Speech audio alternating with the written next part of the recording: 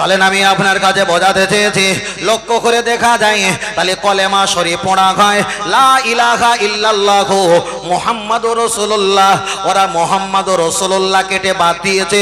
ওরাই যদি ঈমানদার হয় তাহলে ইবলিস তো আসজুদু লিল্লাহ কোটি কোটি বছর ধরে আল্লাহর নামে সেজদা করেছিল, আল্লাহকে মেনেছিল, হাসরকে মেনেছিল, পরকালকে বিশ্বাস করেছিল, এমনকি ফেরেশতাদের শিক্ষক ছিল।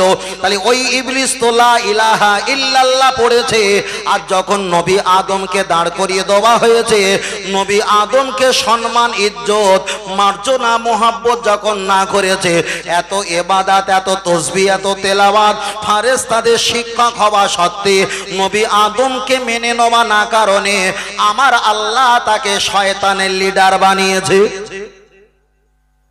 তাহলে কেউ যদি বলে আমি কলেমা শরীফ পড়বো, মুহাম্মাদুর রাসূলুল্লাহ পড়বো না, এতে আমি জান্নাত পাবো, তাহলে উনি যদি জান্নাত পায় তাহলে ইবলিসের জামানায় নবী আদম ছিল নবী, উনিও নবীকে না মেনে তাহলে ওনাকেও জান্নাত দেওয়া দরকার।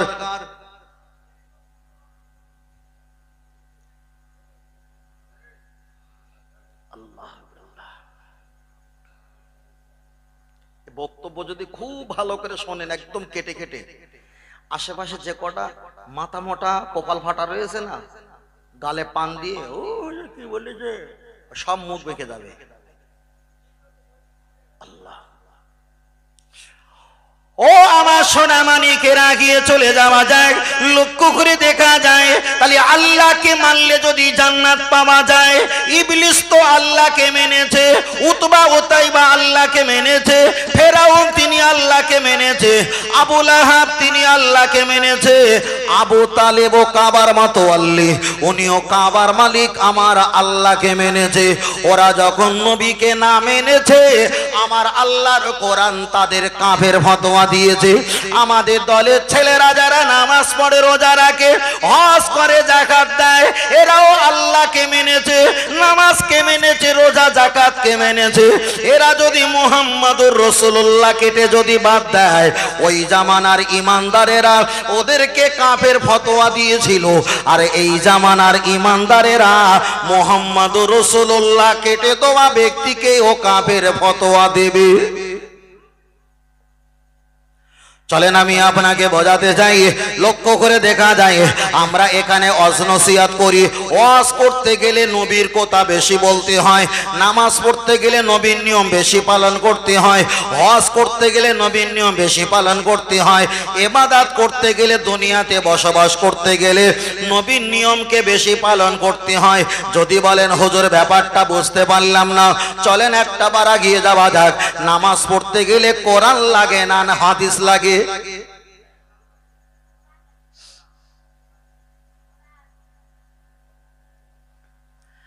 নামাজ পড়তে গেলে কোরআন লাগে না হাদিস লাগে?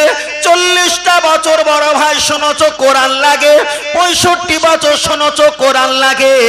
আজ আমি চালে দিয়ে বলছি কোরআন লাগে, কিন্তু তার চাইতে নবীর হাদিসটা বেশি লাগে। আমার মাইকের আওয়াজ যারা শুনতে পাচ্ছ, তুমি যদি বলো হুজুর ভুল বলছে, বাবা আসার জন্য ওয়েলকাম জানালাম। একটা বার আগিয়ে যাও, মসজিদে যখন উঠবে প্রথমে ডান পা দেবে, ডান পা দেওয়ার জন্য যে কথা বলা হয়েছে ওই ব্যাখ্যাটা কোরআনে এসেছে না হাদিসে? ওটা হচ্ছে হাদিস। আপনি মসজিদে ওঠার জন্য আল্লাহুম্মা আফতালি আবু আবা রাহমাতিক দোয়া পড়বেন, ওই দোয়াটা কোরআনে এসেছে না হাদিস? ওটা হলো হাদিস। আপনি মসজিদে দাঁড়িয়ে 2 রাকাত নিয়াত করবেন কিংবা 4 রাকাত নিয়াত করবেন, নিয়াতের কথা কোরআন নেই হাদিস এসেছে। ইন্নামাল আমালু বিন্নিয়াত, প্রতি কাজে তোমাকে নিয়াত করতে হবে, ওটাই হলো হাদিস। আপনি তাহারিমা বাঁধবেন, কানের লতি পর্যন্ত হাত ঠেকাবেন না কাছাকাছি, ওটা কোরআন নয়, ওটা হলো হাদিস। আপনি নাভির নিচে বাঁধবেন, ওটা হলো হাদিস। আপনি দোয়া সানা পাঠ করবেন সুবহানাকা আল্লাহুম্মা ওয়া বিহামদিকা, ওটা কোরআন নয়, ওটা হলো হাদিস। তাহলে নামাজের প্রথম থেকে নিয়ে এই পর্যন্ত এসেছি, এখন কোরআন খুঁজে পাইনি, চলছে এখন নবীর হাদিস। তাহলে যারাই বলছে নামাজ পড়তে গেলে কোরআন লাগে, ওরাই তো মুহাম্মাদুর রাসূলুল্লাহর কেটে দেওয়ার পক্ষে।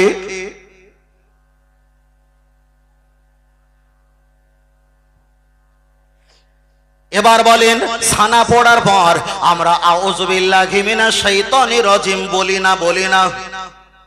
যারা কোরআন পড়তে পারেন ভালো করে খেয়াল করে দেখেন, কোরআন শরীফের দাম নিম্ন সংখ্যা 600 টাকা, পৃষ্ঠার হলো 848টা পৃষ্ঠার, পারা হলো 30, আয়াত হলো 6666, সূরা হলো 114টা সূরা।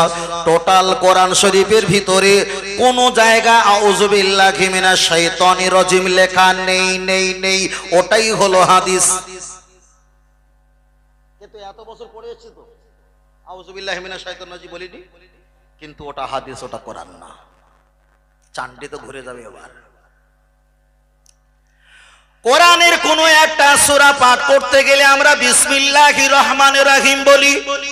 টোটাল বিসমিল্লাহির রহমানির রহিম, বেসিনজের বিসমিল্লাহ জের মিল্লাম খড়জাবাল্লাহ, হে রাজের হি হে জাবার রা মিম খড়জাবার মা নুন রাজের নি রাজাবার রা, হে আজের হি মিম জের মি, बिस्मिल्लाहिर रहमानिर रहीम।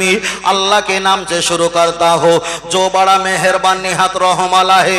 अल्लाह नामे शुरू करी जिनी परम दयालु अति मेहरबान। এই প্রতি সূরা পড়তে গিয়ে আমরা বিসমিল্লাহির রহমানির রহিম বলি, আল্লাহ শপথ করে বলি পূর্ণাঙ্গ বিসমিল্লাহির রহমানির রহিম কোরআনের কোন আয়াত নয়, ওই জন্য ওই বিসমিল্লাহ সূরার উপরে লেখা আছে, ভিতরে নয়। তারপরে লেখা আছে সূরাতুল মাক্কি, গোল বর্ডার দাগ দিয়ে, মানে এটা মক্কায় নাজিল বলে সূরা মাক্কি লিখেছে। ওটা তো নবীর কথা, ওটা হলো হাদিস, কোরআন নয়। সূরাতুল মাদানী মদিনায় নাজিল হয়েছে, ওটা কোরআন নয়, ওটা হাদিস। তাহলে এত দূর পর্যন্ত এখন সূরায় যায়নি, চলছে এখন হাদিস। এত গুণ বাদ দিয়ে কি নামাজ হবে? তাহলে যারাই বলেছে কোরআন ছাড়া নামাজ হয় না, এখন নিশ্চয়ই ভেলি গুড়ের পানি খাওয়াচ্ছিল এত বছর। চলেন একটা বার এগিয়ে যাওয়া যায়। তাহলে বিসমিল্লাহর পর সূরা ফাতিহা পড়লাম, এটা হলো আল্লাহর কোরআন। সূরা ফাতিহা শরীফের পরে আর একটা সূরা পড়লাম, এটা হলো কোরআন। আপনি রুকুতে গেলেন আল্লাহু আকবার, এটা হলো হাদিস। রুকুতে গিয়ে সুবহান রাব্বিয়াল আযীম, এটা হলো হাদিস। সামি আল্লাহু লিমান হামিদা, এটা হলো হাদিস। রব্বানা লাকাল হাম, এটা হলো হাদিস। আল্লাহু আকবার, ওটা হাদিস। সেজদা সুবহান রাব্বিয়াল আলা, ওটা হলো হাদিস। আপনি দুই সেজদার মাঝখানে দোয়া পড়বেন, ওটা কোরআন নয়, ওটা হলো হাদিস। বসে বসে আত্তাহিয়াত পড়বেন, ওটা হলো হাদিস। দুরূদ শরীফ পাঠ করবেন, ওটা হলো হাদিস। দোয়া মাসুরা পড়বেন, ওটা হলো হাদিস। ডান দিকে সালাম ফিরাবেন, নবী বলেছেন আসসালামু ক্বাবলাল কালাম, তোমাকে সালাম ফিরাতে হবে, ওটা হলো হাদিস। আল্লাহুম্মা আমিন বলবেন, ওটা হলো হাদিস। মোনাজাতে শেষে বিরহমাতিকা কিম্মা পূর্ণাঙ্গ লা ইলাহা ইল্লাল্লাহু মুহাম্মাদুর রাসূলুল্লাহ পুরো কলেমাটা পড়বেন, কোরআন নয়, এটা হলো হাদিস। তাহলে নামাজ পড়তে গেলে 2% কোরআন প্রয়োজন আর 8% হাদিসের প্রয়োজন। তাহলে যারাই বলছে কোরআন ছাড়া নামাজ হয় না, তাদের উদ্দেশ্য নবীর হাদিসের কথা ভুলিয়ে দেওয়া, ঠিক না বেঠিক? আমি ফের বলেছি, ভুল হলে ডাইরেক্ট ধরবে, চলে যাওয়ার পরে চুলকুনি কথা আমার সহ্য হবে না।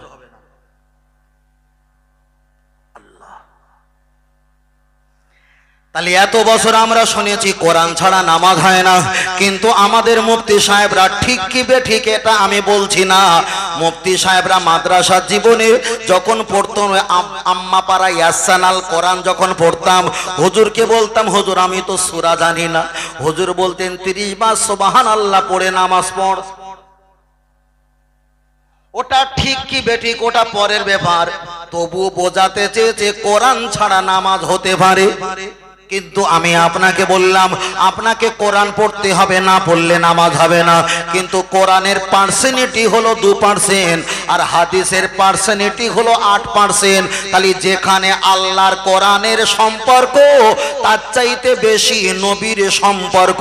তাহলে এটাই যদি বড় ইবাদতের সিস্টেম হয়, লা ইলাহা ইল্লাল্লাহু মুহাম্মাদুর রাসূলুল্লাহ যারা কেটেছে তারা ঠিক করেছে না ভুল করেছে?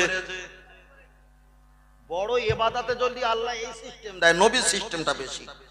তাহলে কলেমা শরীফে কেটে দিয়েছে, ঠিক করেছে না ভুল? মারাত্মক ভুল। কতটা ভুল? একটু শেষ পর্যন্ত রেলে খেলাবো, ধপার মতন কাশবো শেষ পর্যন্ত। রাজি আছেন তো বাবু? মাশাআল্লাহ।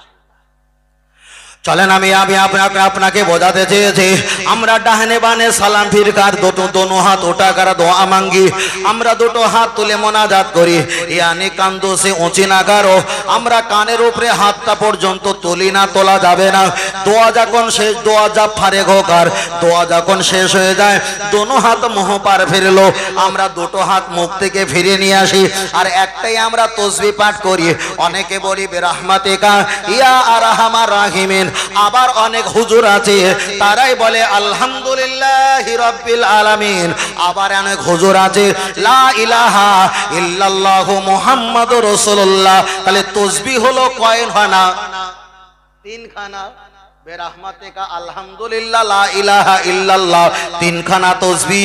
এখন তিনখানা তাসবির ভিতরে শ্রেষ্ঠ তাসবিহ কোনটা জিজ্ঞাসা করব। যদি আমার বন্ধুর কাছে জিজ্ঞাসা করি, ও তো আমাদের দলে নিয়ে আসার মতো ব্যাখ্যা করবে। যদি অন্য কোনো দরবারে গিয়ে হুজুরকে জিজ্ঞাসা করি, তার দলে টানার জন্য তার মতো ব্যাখ্যা করবে। তাহলে কারোর কাছে জিজ্ঞাসা করব না, মুহাম্মদ সাল্লাল্লাহু আলাইহি সোনার নবীর কাছে জিজ্ঞাসা করি।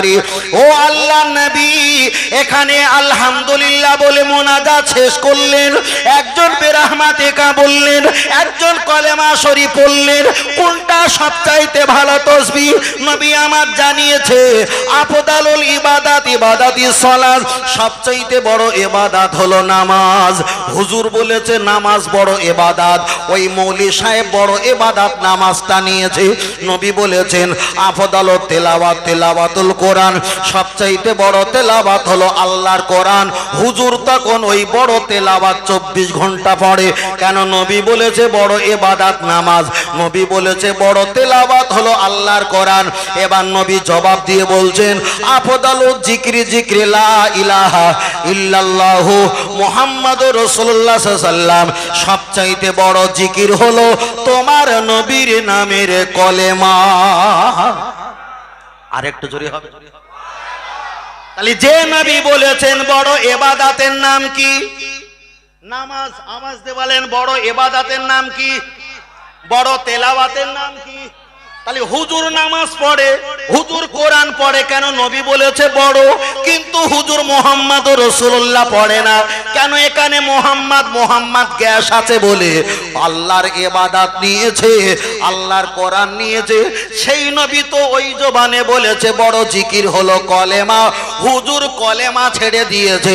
তাই নবী আমার বলেছে লা ইয়াবকা মিনাল ইসলামি ইল্লা ইসমুহু, সে জামানা দেখতে পাওয়া যাবে ওদের ভিতরে ইসলাম থাকবে কিন্তু ঈমান থাকবে না। ওই নামাজ পড়া হুজুর, কোরআন পড়া হুজুর হলো ইসলাম, মুহাম্মাদুর রাসূলুল্লাহ হলো ঈমান। ওর ভিতরে ইসলাম আছে কিন্তু ঈমান নেই। যদি থাকতো বড় ইবাদত নামাজ নিল, বড় তেলাওয়াত কোরআন নিল, বড় জিকির মুহাম্মাদুর রাসূলুল্লাহ নওয়াই দরকার ছিল। ঠিক না বেঠি? তুমি বলতো চাই বিশাল কিছু করতেছে, দাঁড়া তো চান্ডি ঘুরিয়ে দিচ্ছি কি করতেছ তুই এত বছর। আল্লাহ। ও আমার সোনা মানিকেরা, আগিয়ে চলে যাওয়া যায়। তাহলে আমি আপনার কাছে এক একটা নাম বলি। আলহামদুলিল্লাহ প্রথমে কে বলেছিল? নবী আদম আলাইহিস সালাম আল্লাহ নামে সেজদা দিয়ে বলেছিলেন আলহামদুলিল্লাহ, হর কিসিম সে তারিফ আল্লাহ তাআলা কা লাইক হে, সমস্ত প্রশংসা মহান আল্লাহর। নবী আদম একদিন নয়, 2 দিন নয়, 350 বছর ধরে আল্লাহ নামে সেজদা দিয়ে আলহামদুলিল্লাহ পড়েছিল। আলহামদুলিল্লাহ যদি এত বরকত এত দয়া মায়া আল্লাহ যদি দিয়ে থাকতেন, তাহলে 350 বছর নবী আদম পড়েছিল। আমার আল্লাহর উচিত ছিল ক্ষমা করে দেওয়া। ঠিক না বেঠি? আমার আল্লাহ ক্ষমা করলেন না, এক চলে গেল। নবী আদম আলাইহিস সালাম মুনাজাতে বিরহমাতিকা ইয়া আরহামার রাহিমিন বললেন, অরফাও দেখা যায় অসজুদু লিল্লাহ, আল্লাহ নামে সেজদা দিলেন। আর কামার রাকি রাকিন রুকুকারী মতো রুকু করলেন ইয়া রাফিউ ইয়াদাইহি আল্লাহ দরবারে দুখানি হাত তুলে দোয়া করলেন আল্লাহ আপনি আমার কান্নাকে ক্ষমা করে দাও আবার শেষে বললেন বিরহমাতিকা ইয়া আরহামার রাহিমিন আর ব্যাখ্যা হলো আল্লাহ তুমি আমার প্রতি রহমত দাও আমার আল্লাহ জবাব দিয়ে বললেন আমি আল্লাহ রহমতের মালিক ওমা আরসালনাকা ইল্লা রাহমাতাল লিল আলামিন রহমতের মালিক আমি আল্লাহ আর রহমত ওয়ালা হলো তোমার নবী মুহাম্মদুর রাসূলুল্লাহ আর একটু জোরে তাহলে বেরহমাতিকা আল্লাহর কাছে বলেছে আল্লাহকে কি বলতে চাইছে যে আল্লাহ তুমি আমার প্রতি রহমত দাও কি দাও রহমত দাও আর আল্লাহ মুখে চড় মেরে ঘুরিয়ে দেস তো রহমতের মালিক আমি কিন্তু রহমত ওয়ালা দিস তো মুহাম্মদ সাল্লাল্লাহু আলাইহি ওয়াসাল্লাম সেখানে যা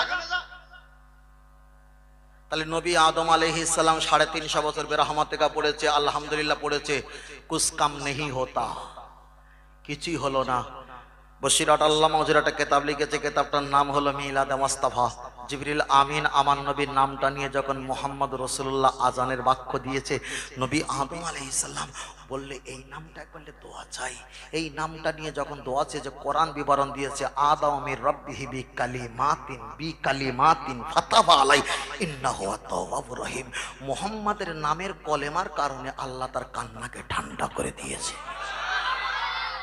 তাহলে আল্লাহু আকবার আল্লাহু আকবার আল্লাহু আকবার তাহলে মুহাম্মদ সাল্লাল্লাহু আলাইহি নামের বরকতে যদি তোমার বাপ আমার বাপ নবী আদম যদি হেফাজত হয় তাহলে বাপের কোতার দিকে তাকিয়ে বাপের ভয়ের দিকে তাকিয়ে কান্নার দিকে খেয়াল করে আমাদের মতো সন্তানও মুহাম্মদুর রাসূলুল্লাহর নাম দিয়ে আল্লাহর কাছে দোয়া চাওয়া দরকার ছিল না যিনি বাপের কথা মানে না তিনি কি বাপের সুপুত্র না কুপুত্র কুপুত্র সবে কুপুত্র এইছি পরে যাচ্ছে আর একটা জায়গায়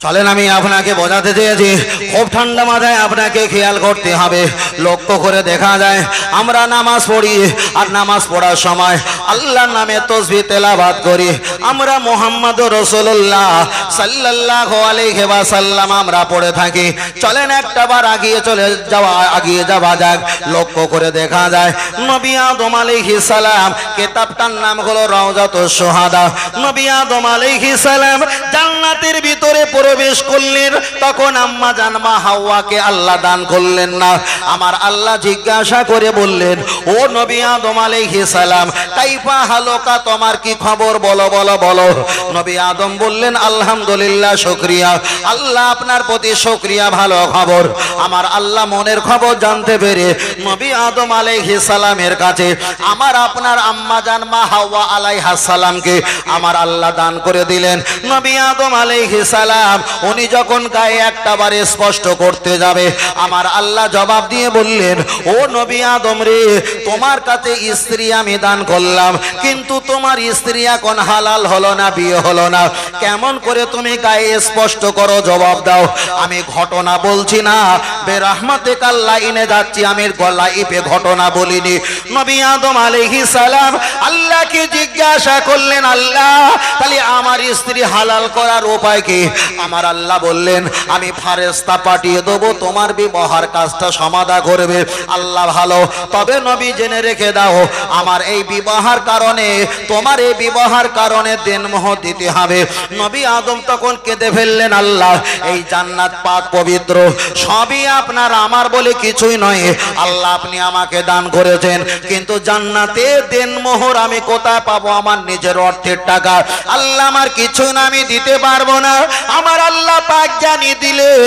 নবী আদম রে তোমার স্ত্রীর সঙ্গে বিবাহ যখন হবে আমি আল্লাহ অবশ্যই করাবো তবে ওই জান্নাতে তোমার দেনমোহ দিতে হবে তুমি যদি দেনমোহ তোমার অর্থ খুঁজে না পাও ওই জান্নাতে দাঁড়িয়ে আমার সোনার নবী মুহাম্মদ সাল্লামের নামে 20 বার দরুদ আর সালাম পাঠ করো আমি আল্লাহ তোমার বিবাহের দেনমোহর ওটাই আমি বানিয়ে দেব আর একটু জোরে তাহলে নবী আদম যদি জান্নাতের ভিতরে বিবাহ হালাল করতে গিয়ে আমার আপনার নবীর নামে দরুদ সালাম পড়ে যদি ওটাই দেনমোহর হয় যারা নবীর নামে কলেমা পড়তে চায় না, তাহলে এদের স্ত্রীও হালাল হবে না।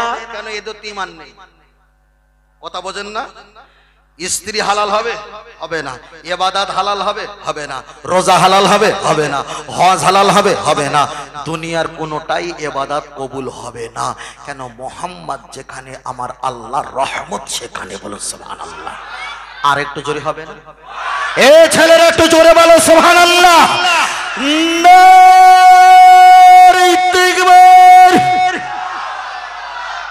তোদের রাগ নেই নাকি? হ্যাঁ, কাশি হচ্ছে। কিরাম কাশি হচ্ছে? হরিকতি, আমলকি, বয়রা, অর্জুন, কালমেঘ, রজনী, বিমল, তুলসী, শেকর, শান্তি, মোসাবিদ, দিলবার, গুয়া, চটকি, রাজা খৈনি, এসব একটু কম বেশি করে খা, কাশি বন্ধ হয়ে যাবে। খাওয়ার পরিমাণ হয়তো কম হচ্ছে, জন্য কাশি হচ্ছে।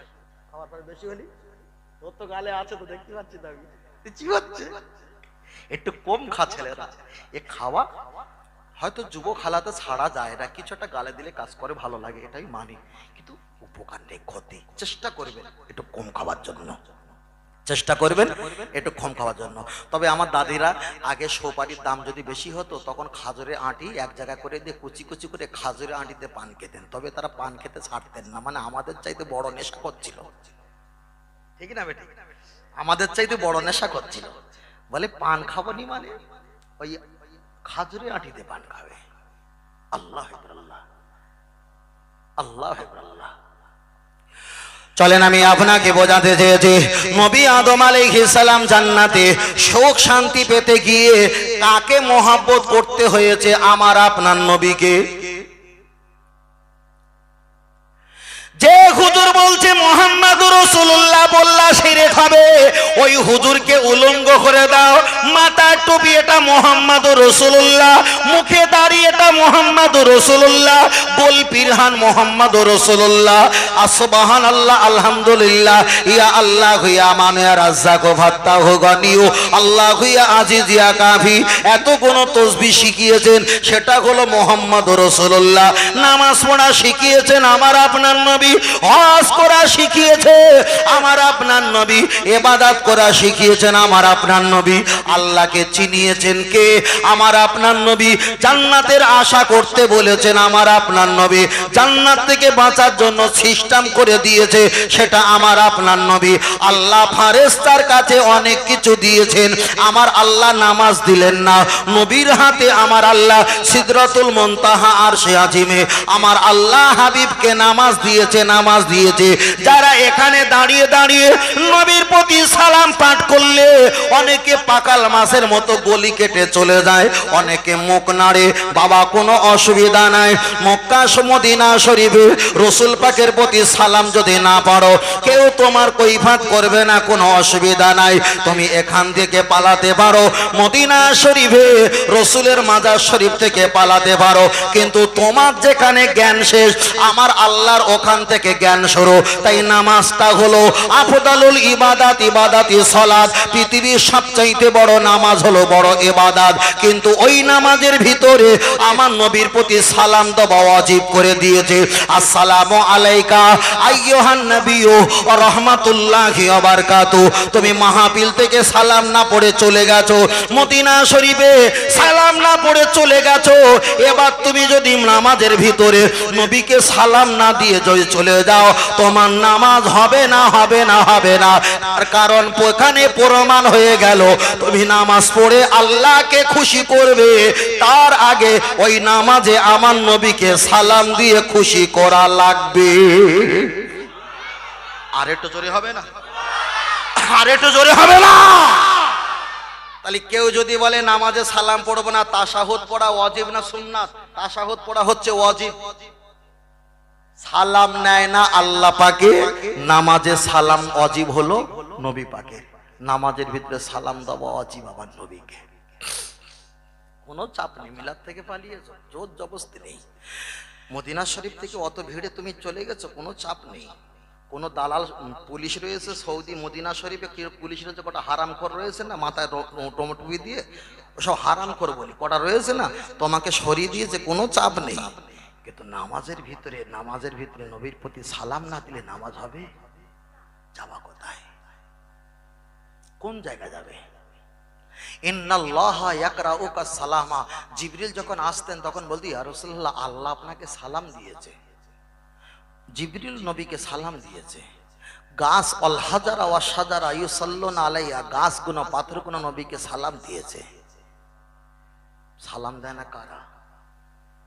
আমাদের মতো কিছু হতভাগা। তাতে কি নবীর কোনো যায় আসে? হাদিসটা মেশকাত শরীফ, হাদিস শরীফে এসেছে রাসূল পাকের মাজার শরীফে আসরের নামাজের পর থেকে নিয়ে মাগরিব এই ফজর পর্যন্ত, ফজর থেকে নিয়ে আসর পর্যন্ত 70,000 ফারেস্তারা নবীর মাজার শরীফটা তোয়াফ করে আর সালাম পড়ে। যে 70,000 ফারেস্তারা আসরের সময় চলে যাবে, ওরা আর ফজরে আসবে না, কিয়ামত পর্যন্ত আর আসবে না। আল্লাহ নতুন ফারেস্তাকে আবার ওখানে হাজির করাবে। প্রতিদিন 70,000 ফারেস্তারা নবীর মাজার শরীফটা তোয়াফ করে সালাম পড়ে। পৃথিবীতে কতটা ফারেস্তার সংখ্যা কেউ বলতে পারবে না। কে সালাম পড়লো আর না পড়লো যায় আসে না। আল্লাহ প্রতিনিয়ত 70,000 ফারেস্তা দিয়ে নবীর রওজা মোবারকে সালাম পড়িয়ে নেয়। বলো সুবহানাল্লাহ। তুমি পড়বে না পড়বে কোনো যায় আসে না, কোনো যায় আসে না। ও আমার সোনা মানিকের, আমি আপনাকে বোঝাতে চেয়েছি, আগিয়ে চলে যাওয়া যায়। বিরহমাতিকা আপনি পড়বেন ভালো ভালো, লা ইলাহা ইল্লাল্লাহ পড়বেন ভালো, কিন্তু ভালোর ভালো হলো মুহাম্মদুর রাসূলুল্লাহ। নবী মুসা আলাইহিস সালামের একটা উম্মত, উনি হলেন আবুল হারেসা। নবী মুসার প্রতি আল্লাহ তাওরাত শরীফ নাজিল করেছেন। আবুল হারেসা নবীর মুসার নামটা কম পেয়েছে, আমার আপনার নবীর নামটা বেশি পেয়েছেন। উনি ওইগুলো ডিলিট করে দেয়, ছেড়ে দেয়। আমার আল্লাহ তাকে গোসাপ বানিয়ে দিয়েছিল। ও বাপজিরা, এখানে প্রমাণ হয়ে গেল আমার নবীর নামটা যদি কেউ অলসতা করে, আমার আল্লাহ তার প্রতি গজব দেবেই দেবেই দেবে। একটা বার আগিয়ে যাও, আবার নতুন করে ফতোয়া দিয়েছে কিছু হারামখোর মৌলী সাহেব, লেখাপড়া জানে না, এরা ফতোয়া দিয়েছে তোমরা যখন মোহাম্মদ বলে যখন নাম ধরো, তোমরা একবার নয়, দুইবার নয়, তিনবার করে তোমরা চুম্বন খাও। শ্রোতা বলল হ্যাঁ খাই। হুজুর বলছে, মৌলী সাহেব বলছে আল্লাহ বড় না নবী বড়? শ্রোতারা বলছে আল্লাহ আকবার, আল্লাহ বড়, আল্লাহ মহান, তাহলে নবী হলো ছোট, আল্লাহ হলো বড়। নবীর নামে একবার শুনে যদি তোমরা তিনবার চুম্বন খাও, আল্লাহ যদি বড় হয়, আল্লাহর নাম শুনে 3 তিরিকে 9 বার চুমো খাওয়া দরকার। তাহলে নবীর চাইতে আল্লাহর প্রতি এত দরদ উতলে উঠেছে। এখন হুজুর থাকবে না কাটবে, একটু সময় দাও, আগিয়ে চলে যাওয়া যাক। আল্লাহ নবী বলেছে মানা আসানি, কেউ যদি আমাকে সরিয়ে দেয়, ফাকাদ আসাল্লাহ, আমার আল্লাহ রহমত থেকে তাকে সরিয়ে দেবে। আল্লাহ নবী বললেন মান আতানি, কেউ যদি আমাকে ইত্তেবা করে, ফাকাদ আতাল্লাহ, ওই ইত্তেবা আমার হয় না বরং আল্লাহর হয়ে যায়। আর এ হুজুর কি বলেছে? নবীর নামে একবার শুনে 3 বার চুমু খেয়েছে, তাহলে আল্লাহকে একবার নাম শুনলে 3 তিরিক কবার খেতে হবে? আমার দাদু ভাই সামনে বসে রয়েছে, বলতে লজ্জা লাগে, তবু আমার নাক কান কাটা তো একটু বলে ফেলি। বিয়ে করার পরে যখন শ্বশুর বাড়ি গেছেন, 2.5 বছরের একটা শালা আছে, স্ত্রীর ভাই কি হয়? শালা সম্বন্ধী হয়। তো এখন এই শালা আছে, 2.5-3 বছরের শালা বাবুকে আপনি কোলে করে নিয়ে চুম্বন দিয়েছেন, পর্দার আড়াল দিয়ে দেখেছে শাশুড়ি মা, খুশি হবে না রেগে যাবে? কথা বলে না, খুশি হবে না রেগে যাবে? খুশি হবে। তাহলে আল্লাহর নাম শুনলে কবার চুমু খেতে হবে? 3 তিরিকে 9 বার। কেন? আল্লাহ বড় আর নবী ছোট, একবার নাম শুনলে 3 বার চুমু খেতে হবে। তাহলে শালা চুমু খেয়েছো কয়বার? একবার। শাশুড়ি বড় না শালা বড়? তাহলে আল্লাহ যদি 3 তিরিকে 9 বার খেতে হয়, তাহলে এবার শাশুড়ির অন্তত কমপক্ষে 3 বার খেতে হবে। শ্বশুর বাড়ি থাকবে না যাবে? থাকবে না যাবে?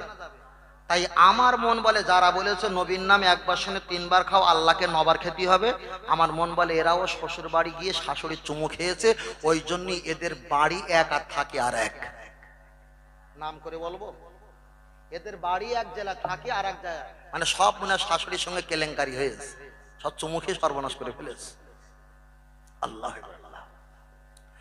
চলেন আমি আপনাকে বোঝাতে চেয়েছি, খুব ঠান্ডা করে খেয়াল করে বুঝবেন বিষয়টা। আমি আপনার কাছে বোঝাতে চেয়েছি আল্লাহ নবীর নামের মর্যাদা।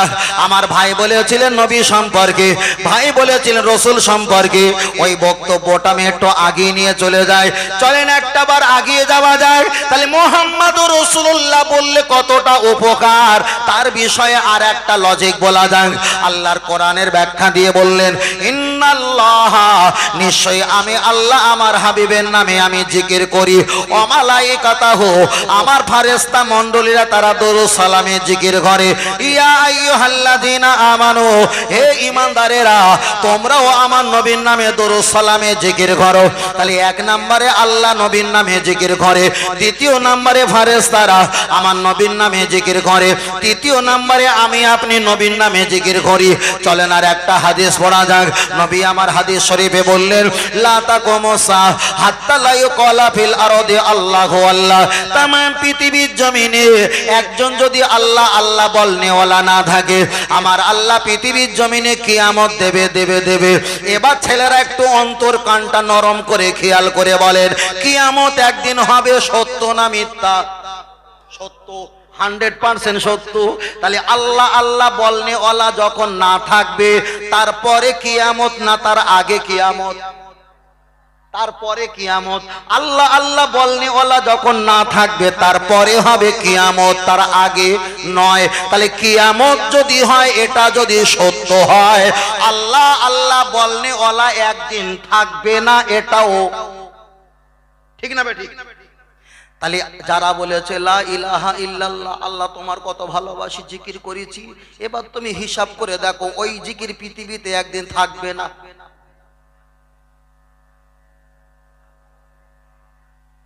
ও আমার সোনা মানিকেরা, আমি আপনাকে বোঝাতে চাই, আপনাকে আমি সংক্ষেপে বোঝাতে চেয়েছি। আল্লাহ নবীর প্রতি জিকির করে, ফেরেশতারা নবীর প্রতি জিকির করে, বান্দারা নবীর প্রতি জিকির করে। আল্লাহ যদি কিয়ামত দেয়, একদিন আগে আপনি মারা যাবেন, আমি মারা যাব। আমরা যদি মারা যাই, থাকবে কে? আল্লাহ আর ফেরেশতা নবীর প্রতি জিকির করা দুই শ্রেণী থাকবে। ছিলাম তো তিন শ্রেণী, কিয়ামতে আগে আমরা মারা গেছি, থাকবে ফেরেশতা, থাকবে আল্লাহ। আল্লাহ যদি ফেরেশতাদের মেরে দেয়, থাকবে কে? আল্লাহ। এবার বলেন, নেই কোনো নবী, নেই কোনো ফেরেশতা, নেই কোনো উম্মত, নেই কোনো বান্দা, নেই কোনো কীটপতঙ্গ, নেই কোনো জিন, নেই কোনো ইনসান, পৃথিবীতে কেউ নেই, একমাত্র আমার আল্লাহ আছে। এবার বুক খুলে বলেন, আল্লাহ যখন একা আছে, আল্লাহ আল্লাহ জিকির করেনেওয়ালা কি কেউ আছে? আছে? নেই। তাহলে যারা বলছে লা ইলাহা ইল্লাল্লাহ জিকির করতে হবে, ওই জিকির তো কিয়ামতের আগে বন্ধ হবে। তাহলে ওদের জিকির বন্ধ। কিন্তু আল্লাহ বলেছেন, ইন্নাল্লাহ, নিশ্চয়ই আমি আল্লাহ আমার হাবিবের নামে জিকির করি। বান্দা মারা গেছে, জিকির বন্ধ। ফেরেশতা মারা গেছে, জিকির বন্ধ। আল্লাহ আছেন, রয়েছেন, থাকবে। আমার আল্লাহ কুদরতি জবানে আমার নবীর নামে জিকির করবেই করবে। আর একটু জোরে বলেন সুবহানাল্লাহ। তাহলে এমন একটা সময় আসবে, আল্লাহ জিকির বন্ধ হবে, কিন্তু আমার আপনার নবীর জিকির বন্ধ হবে না। জোরে বলেন নারে তাকবীর। তাহলে যারা বেরহমতিকা লা ইলাহা ইল্লাল্লাহ বলেছিল, মুহাম্মদকে কেটে বাদ দিয়েছিল, এখন এরা তো আল্লাহকে ভালোবাসতে চেয়েছে। এবার আল্লাহ ঘুরে কোন দিকে গেছে? মুহাম্মদুর রাসূলুল্লাহ। এখন এরা হড়কে কোন দিকে যাবে? ইবলিসের দিকে যাবে না? যাবে না। যে ইবলিস, তুই যেটা করেছিলি আমরাও সেটা করেছি, কিন্তু আল্লাহ যে মুহাম্মাদের দিকে, এটা আমাদের জানা ছিল না। আমার কথা খুব বুঝতে পারছেন? ওখানে কি সাংবাদিক এসছে নাকি? ওই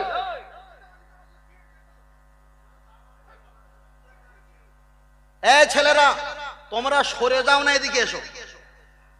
হয় সারো না সরো, সোজা হও না, এদিকে চলে এসো। ওয়াজ করার সময় ডিস্টার্ব করবে না।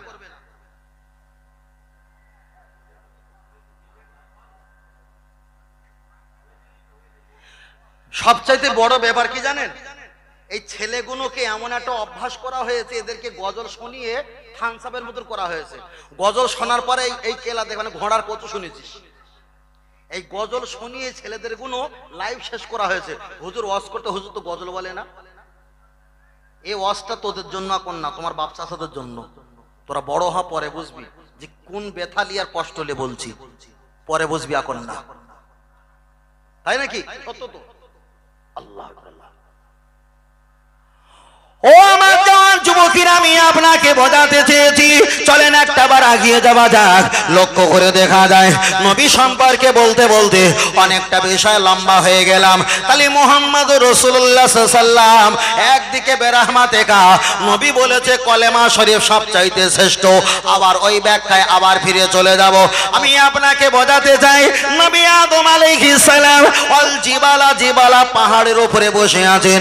জঙ্গলে কিছু হরিঙ্গি জিজ্ঞাসা করলেন, ও নবী আদম আলাইহিস সালাম কাইফা হালকা, তোমার কি খবর? নবী আদম বললেন আলহামদুলিল্লাহ আলা তাইয়্যিবুন, আল্লাহর ইচ্ছা ভালো খবর, ভালো খবর। খুব ভালো করে বুঝবেন, তাহলে বেরহমাতে কা দল লা ইলাহা ইল্লাল্লাহ মুহাম্মাদুর রাসূলুল্লাহ দাল কতটা আসমান জমিন পার্থক্য। নবী আদম আলাইহিস সালামের কাছে গিয়ে বললেন, ও নবী আদম মাহাজা, তোমার চোখে কি? নবী আদম বললেন আমার চোখে পানি। জিজ্ঞাসা করলেন কাইফা হালকা, কি কারণে তোমার চোখে পানি? ওরে জঙ্গলে প্রাণী হরিণ জেনে রেখে দাও, আল্লাহর গজবের ভয়তে, আল্লাহর আযাবের ভয়তে আমরা কান্না শুরু করেছি। তাফসীর কারকেরা ব্যাখ্যা করেছে হরিণ কোন নবীর কান্না দেখে তারাও চোখ থেকে কলকল করে পানি জারিয়ে করে ফেলে। হরিণ কোন নবী আদমের পাশে বসে আছে, নবী আদম কিছু খায় না, এরাও কোনো খাদ্য কিছু খেলেন না। নবীর কষ্টের এরা কষ্টটা কিছু ভাগ নিয়ে পাশে মহব্বতে বসে আছে। দীর্ঘক্ষণ থাকার পর নবী আদম আলাইহিস সালাম বললেন, ও বাবা জঙ্গলের বেরানি হরিণ, তোমাদের সাথে বন্ধুরা জঙ্গলে খোঁজাখুঁজি করবে, তোমরা ভিতরে চলে যাও, তোমাদের গন্তব্যস্থানে চলে যাও। জঙ্গলের প্রাণী গুলো যখন চলে আসছিলেন, নবী আদম আলাইহিস সালাম ওদেরকে ডেকে লাকড়ি পাতা, মারিয়াম ফুল ওদেরকে দান করলেন। ওরা চিবিয়ে চিবিয়ে খেয়েছে। জঙ্গলের ভিতরে যখন প্রবেশ করে, জঙ্গলে প্রবেশ করার মুহূর্তে ওদের গাল থেকে সুগন্ধ জারি হয়, চেহারাটা উজ্জ্বলতা হয়, আর দুই পাঁচার মাঝখানে মৃগনাভি কস্তুরী আমার আল্লাহ বানিয়ে দিয়েছে। দ্বিতীয় দল হরিণ, মানে এবার বেরহমাতে কার পার্টি, দ্বিতীয় দল হরিণ জিজ্ঞাসা করলেন, ও আমাদের বন্ধু বলো বলো তোমাদের এমন নিয়ামত কিভাবে হলো? ওরা বলল নবী আদমের কাছে যাও। নবী আদম আলাইহিস সালাম উনি কাঁদছে, আমরা কেঁদেছিলাম, উনি বসেছিল, আমরা বসেছিলাম। ওনার মহব্বতে বসে থাকার বিনিময়ে আমরা এতটা মহব্বত করেছি, চলে আসার সময় কিছু লাকড়ি পাতা মারিয়াম ফুল দিয়েছে, আমরা খেয়েছি, আল্লাহ নিয়ামতি দান করেছে। ওরা বলল ঠিকানা লোকেশন দাও। ঠিকানা লোকেশন দিয়েছে। নবী আদম আলাইহিস সালামের কাছে গিয়ে বললেন, নবী আদম রে, তুমি যে লাকড়ি পাতা মারিয়াম ফুল আমাদের সাথীদের দিয়েছিলে, আমাদেরকে একটা বাদ দাও। ওদেরকেও দিয়েছে, ওরাও খেয়েছে। তাফসীর কারকেরা ব্যাখ্যা করে বলেছে, যারা দ্বিতীয় দল গিয়েছিল এরা খাওয়ার পর চেহারাটা কুত্তার ফেনা হয়ে গেছে। তার কারণ হলো এটা, এরা তো নবীর মহব্বতে খেতে যায়নি, এরা তো নবীর কান্নায় কাঁদেনি, এরা নবীর মহব্বতে পাশে বসেনি, এরা শুধু মাল নিতে গিয়েছিল। কিন্তু যারা প্রথম দল গিয়েছিল এরা নবীর কান্নায় কেঁদেছে, নবীর মহব্বতে বসেছে, নবীর কষ্টের এরা ভাগ নিয়েছে, মহব্বত তৈরি হয়েছে। এরা চলে আসছিল, এদেরকে লাকড়ি পাতা মারিয়াম ফুল দিয়েছে, খাবার পরে আমার আল্লাহ নিয়ামতি দান করেছে। কিন্তু দ্বিতীয় দল যারা গিয়েছিল এরা তো শুধু মাল নেওয়ার জন্য গিয়েছে, নবীর মহব্বতের কোনো সম্পর্ক এদের ছিল না। তাহলে যারাই তো বলে বেরহমাতে কা, আল্লাহ তুমি রহমত দাও, মাল দাও, মাল দাও, এরাই শুধু মাল নেওয়ার পক্ষে, দ্বিতীয় দল হরিণ মার্কা। আর যারা মুহাম্মাদুর রাসূলুল্লাহ বলে এরাই তো নবীর মহব্বত, আন্তরিকতা দেখায়, এদের ভিতরে তো নবীর ভালোবাসা। তবে হাসরের মাঠে এরা যদি চাইতে ভুলে যায়, নবীর মহব্বতের কারণে আমার আল্লাহ ডেকে দিতে ভুলবে না। আর একটু জোরে লাও। এবার তুমি বেরহমাতে কা পড়বা না কলেমা শরীফ পড়বা, চিন্তা আপনার কাছে। এবার যদি বলেন হুজুর বেরহমাতে কা পড়ি আর কলেমা শরীফ পড়ি, এতে কি নামাজ হবে না? ভাই, এতে নামাজ হবা না হবার কোনো সম্পর্ক নেই। শুধু বোঝাতে চেয়েছি 40টা বছর নামাজ পড়ছো, হ্যাঁ। 40টা বছর কোরআন পড়ছো, হ্যাঁ। 40টা বছর মোনাজাতের শেষে বেরহমাতে কা পড়ছো, হ্যাঁ। কলেমা শরীফটা পড়লে না কেন? তোমার কোন ইবলিসের পানি খেয়েছ তুমি? উদ্দেশ্য এটাই। তাহলে কলেমা শরীফ হারিয়ে যাচ্ছে না যায় না আজ থেকে? কলেমা শরীফ আস্তে আস্তে হারিয়ে যাচ্ছে। আবার আমরা তওবা শরীফ পড়ি না, তওবা শরীফটা হলো আস্তাগফিরুল্লাহ রাব্বি মিন কুল্লি যামবি ওয়া আতুবু ইলাইহি লা হাওলা ওয়ালা কুওয়াতা ইল্লা বিল্লাহিল আলিয়্যিল আযীম। এখন নতুন করে তওবা শরীফ বার হয়েছে, আস্তাগফিরুল্লাহ আল্লাজি ওয়া আতুবু ইলাইহি। যাও বাড়ি যাও। কথা বোঝাতে চেয়েছি? মরণকালে হাদিস শরীফে এসেছে, মরণকালে ইবলিস মাথার ধারে এসে বলবে, কচি অমুক আমি তোমার আল্লাহ, নাউযুবিল্লাহ, আমি তোমার আল্লাহ এসেছি। তখন ওই অমুক বিশাল খুশি হয়ে যাবে, আমার আল্লাহ আমার কাছে এসেছে। তবে শোনো অমুক, মরণকালে এত লম্বা কলেমা পড়ো না, তোমার কষ্ট হচ্ছে তো তুমি ছোট করে পড়ো, আমি আল্লাহ রাগ করব না। কতটা ছোট? লা ইলাহা লা ইলাহা লা ইলাহা, এতটা পড়ো। জানে আল্লাহ আমাকে বলছে মানে কি মরণকালে, তাই লা ইলাহা লা ইলাহা লা ইলাহা। আচ্ছা কেউ যদি লা ইলাহা পড়ে মারা যায়, সে ঈমানদার না বেঈমান? লা ইলাহা মানে নেই কোনো রব, নেই কোনো সৃষ্টিকর্তা, নেই কোনো খালেক মালিক, আল্লাহ নেই কোনো মালিক, কেউ নেই। তাহলে এ কথাটা যদি কেউ বলে, সে নাস্তিক না আস্তিক? নাস্তিক। তো তাহলে পৃথিবীতে কোনো স্রষ্টাকে সে মানল না। লা ইলাহা লা ইলাহা, নেই কোনো স্রষ্টা। এখন ইবলিস তাকে কলেমা পড়তে বলেছে, ও পড়েছে। যখন পড়ে মারা যাবার মুখোমুখি হয়ে গেছে, তখন ইবলিস প্রসাব ফিরে পেয়ালা দিয়ে বলছে, খা, হাউজে কৌসারে পানি, আমি তোর আল্লাহ না? ওরে কলেমা পড়ে কাফেরও করেছে, প্রসাবের পানিটাও খাবিয়েছে। এ জামানা যারা বলছে অতটা বড় কলেমা পড়তে হবে না, শিরিক হবে, লা ইলাহা ইল্লাল্লাহ আল্লাহু আকবার বল। ইবলিসও মরণকালে কলেমা আমাদের সাহায্য করবে, এও কলেমা সাহায্য করছে। ওর কলেমা পড়লেও বেঈমান, এর কলেমা পড়লেও বেঈমান। তাহলে ইবলিস আর এই ইবলিস পার্থক্য না আলাদা? একই না আলাদা? একই। তাহলে এরা এক নাম্বার হলো কুপুত্র, আর দ্বিতীয় নাম্বার হলো ইবলিস, তাই তো? কটা লোকাপ হয়েছে? দুটো। চলেন আরো আগিয়ে যাই। চলেন আমি আপনাকে বোঝাতে চেয়েছি, লক্ষ্য করে দেখা যায় তাহলে আল্লাহ আমার নবীর নামে জিকির করবে, পৃথিবীরকে জিকির করলো আর নাই করলো দেখার দরকার নেই। আমার আল্লাহ আমার হাবিবের নামে জিকির করে, আমার হাবিব আমার আল্লাহর নামে জিকির করে। চলেন একটা বার আগিয়ে যাওয়া যাক। আপনি দুনিয়ার জমিনে বেঁচে আছেন, দুনিয়ার জমিনে বেঁচে থাকার পর আপনি যখন কবরে চলে যাবেন, কবরে যাওয়ার পর কটা প্রশ্ন করবে? তিনটে। কোন ব্যক্তি বলেছেন খমসা, পাঁচটা, কেউ বলেছে রুবা, চারটে। তবে অধিকাংশ মত হলো তিনটে। আমরা তিনটেই ধরলাম। প্রথমে জিজ্ঞাসা করে